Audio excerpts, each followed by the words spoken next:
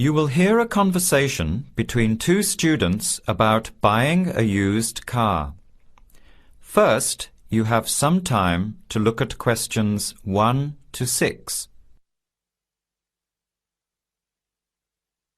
Now, let's begin. Answer the questions as you listen. You will not hear the recording a second time. Listen carefully to the conversation and answer questions 1 to 6.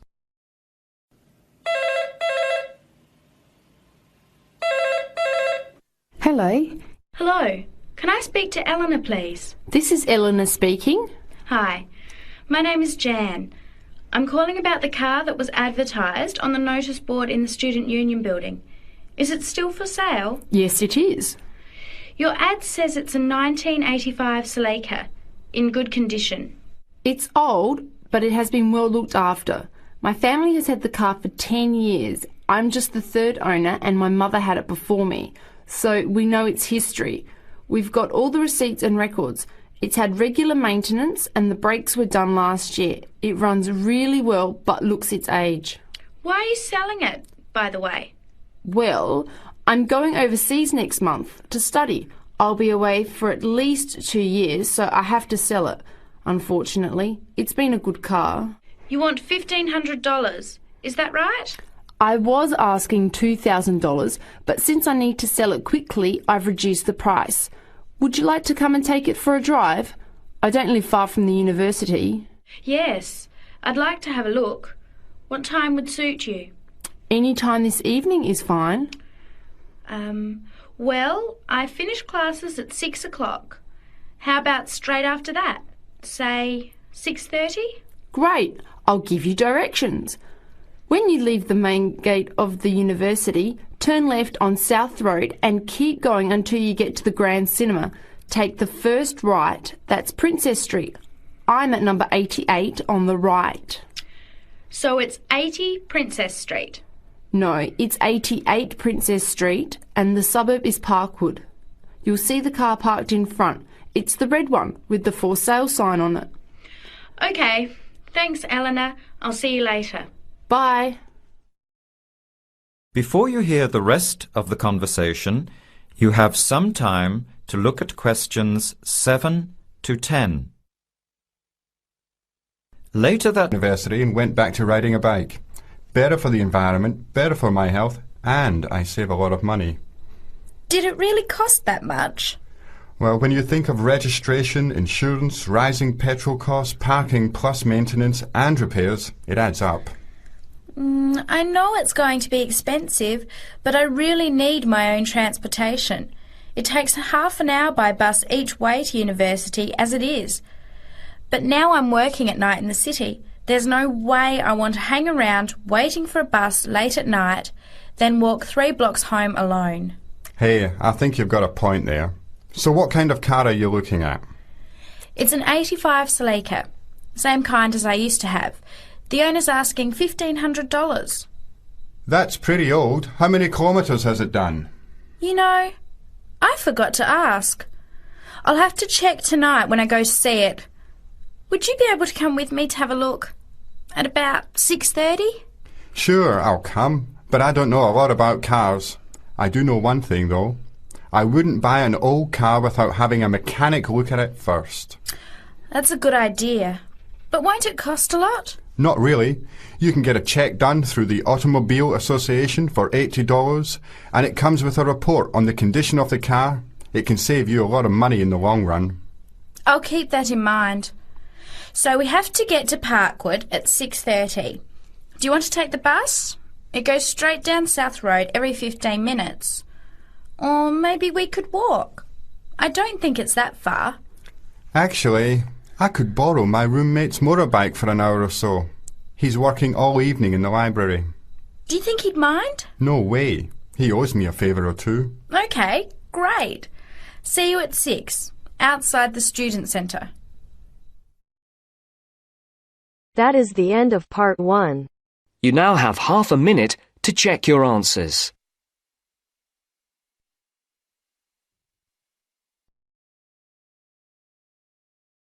Now turns to part 2. Part 2. A discussion between a college receptionist, Denise, and a student named VJ about learning a language.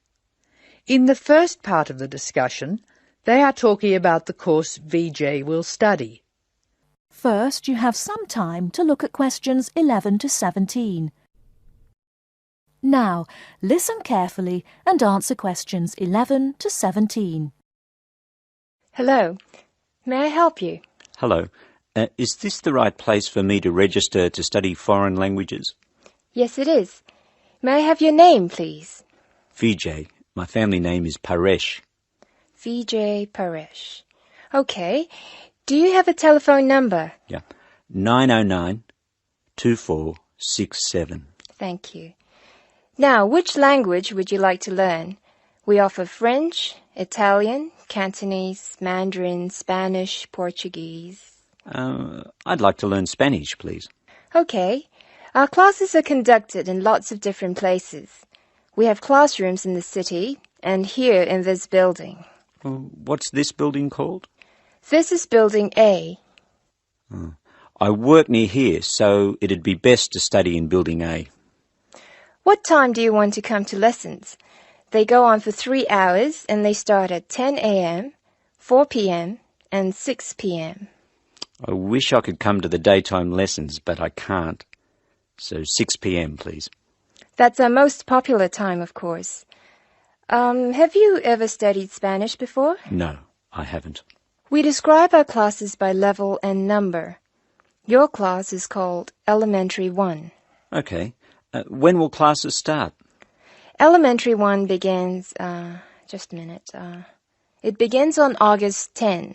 Great. Now what else do I have to do? Before you hear the rest of the talk, you have some time to look at questions 18 to 20. Now listen and answer questions 18 to 20. I'm sorry, VJ. What were you saying? I wanted to know what else I had to do. Oh, of course. Please go to the building on the other side of Smith Street. I want you to go to the reception area first. It's just inside the door on the left as you enter from Smith Street. Give them this form. Okay. Do I pay my fees there? No, but the fees office is in the same building. Go past the escalators and you'll see a games shop. It's in the corner. The fees office is between the games shop and the toilets. Thanks. Where can I buy books? The bookshop is opposite the lifts. It's right next to the entrance from Robert Street. Your offices are spread out. Not as badly as they used to be.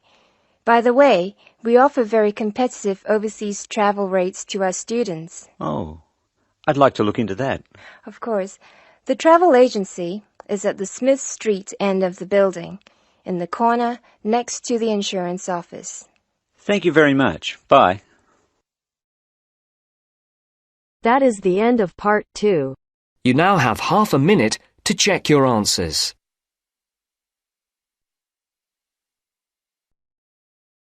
Now turns to part 3. Part 3.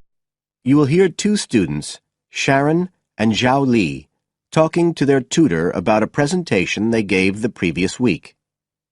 First, you have some time to look at questions 21 to 23. Now listen carefully and answer questions 21 to 23. So, Sharon and Zhao Li, in your presentation last week, you were talking about the digital divide, the gap between those who can effectively use communication tools, such as the internet, and those who can't. And you compared the situation here in Northern Ireland with Southeast China. Right.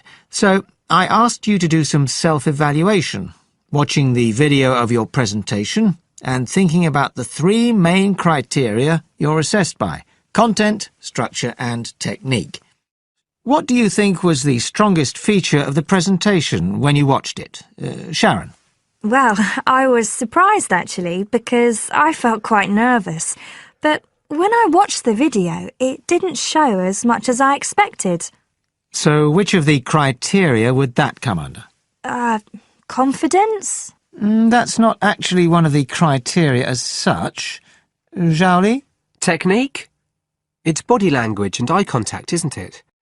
Well, I didn't think I looked all that confident, but I think that our technique was generally good, like the way we designed and used the PowerPoint slides. So, you both feel happiest about that side of the presentation? Yeah.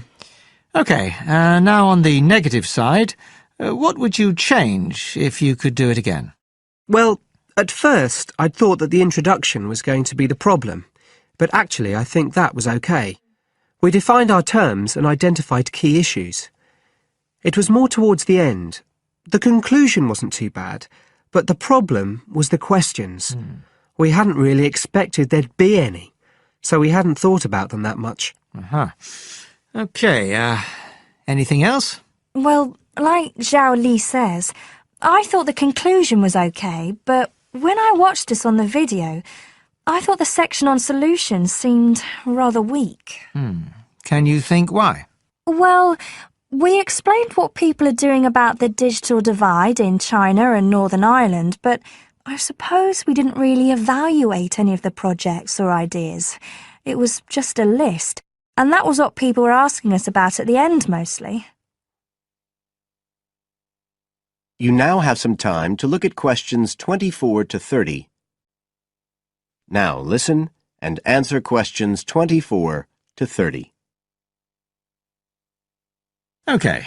Now, I also asked you to get some peer evaluation from the other students. Yes, well, people said it was interesting, like the fact that in China the internet was used more for shopping than in Northern Ireland. They said sometimes it was a bit hard to understand because we were talking quite fast, but we didn't think so when we watched the video. No, it's a bit different, though, because you know all this information already. If you're hearing it for the first time, you need more time to process it. That's why signposting the structure and organisation of the talk is important. That seemed OK. No one mentioned that as a problem. Some people said that we could have had more on the slides, like some of the other groups had nearly everything they said written up on the visuals as well. But other people said the slides were good. They had just the key points. Yes. And most people said we had quite good eye contact and body language. They all pointed out we'd overrun. They all said we were 5 minutes over. But we timed it afterwards on the video, and it was only 3 minutes. We were a bit unsure about the background reading at first, but I think we did as much as we could in the time. Anyway, no one commented on that under content. But one thing that did come out was that they liked the fact we'd done research on both Northern Ireland and China. Most other people had just based their research on one country. We managed to get quite a lot of data from the internet, although we had to do our own analysis, and we did our own surveys as well in both countries. So the class gave us best feedback for content, but it was all OK. Right. Well, that's quite similar to the feedback I'm giving you. I was very impressed by the amount of work you'd done and by your research methodology. So, actually, I'm giving you full marks for content. 5. The structure of the presentation was good, but not quite as good as the content. So, I gave that 4, and the same for technique. So, well done. Thank you. Now, the next stage is to write up your report. So, just a few pointers for you here. First of all, in your presentation, I think your ending was rather abrupt. You suddenly just stopped talking. Yeah. It wasn't a big problem, but think about your closing sentences in your report. You want to round it off well. One thing I forgot to mention earlier was that I felt a very strong point was that after you'd given your results, you explained their limitations. The fact that we didn't have a very reliable sample in terms of age in China. Yes, that section. So don't forget to include that.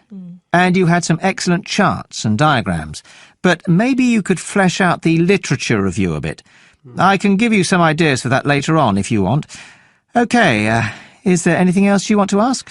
No, thank you. Thanks. That is the end of part 3. You now have half a minute to check your answers. As you listen to the talk, answer questions 30 to 40. Hello. Welcome to the Student Orientation Programme. Today's session is on health issues, and this talk is about headaches and how to avoid them. It may surprise you to hear that headaches are often caused by hunger. In fact, one study suggested that 70% of headaches are related to hunger, which makes it the principal cause. The advice is simple. Eat 3 meals a day and try to keep to a fairly regular schedule of meals. People associate noise with headaches, and for most of us, excessive noise creates the conditions for a headache. Very loud noise is unpleasant, and people usually remove themselves from it. Having said that, younger people tend to tolerate noise better than their elders, so I may be leaving noisy places far earlier than you. Just remember that exposure to too much noise may predispose you to a headache. Of course, we all associate headaches with studying. In fact, the headache probably doesn't come from the studying so much as from being tense. When we study hard, we often hunch over our work. Try raising your shoulders and tensing them, and now relax. Can you feel how much more comfortable a relaxed stance is? Another thing, it's very important to check that you are working in a good light. It will not actually hurt your eyes to work in a bad light, but it will make you tired very quickly and is very likely to give you a headache. What's more, if you have the book flat on a desk in front of you, it will be harder to read, and you'll have to hold your head at an odd angle. It is wise to have a book rest, which raises the material you are reading 45 degrees to the desk.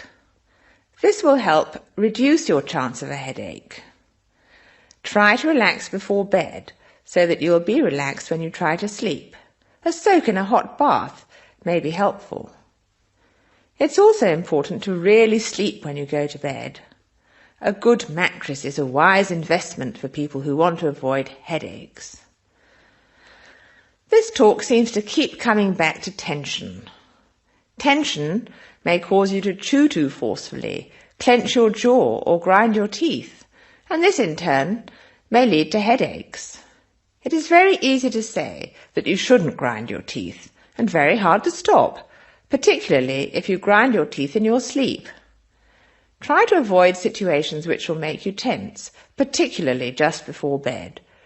If you do compulsively grind your teeth in your sleep, ask your dentist about a soft mouth guard. In general, try to eat regular meals and avoid tense situations. Be sure you get plenty of exercise. Hopefully your headaches will be greatly reduced. One other thing I should point out, avoid smoky rooms and cars. Such places certainly encourage headaches, and the smoke may be doing you quite serious long-term damage. That is the end of part 4. You now have half a minute to check your answers.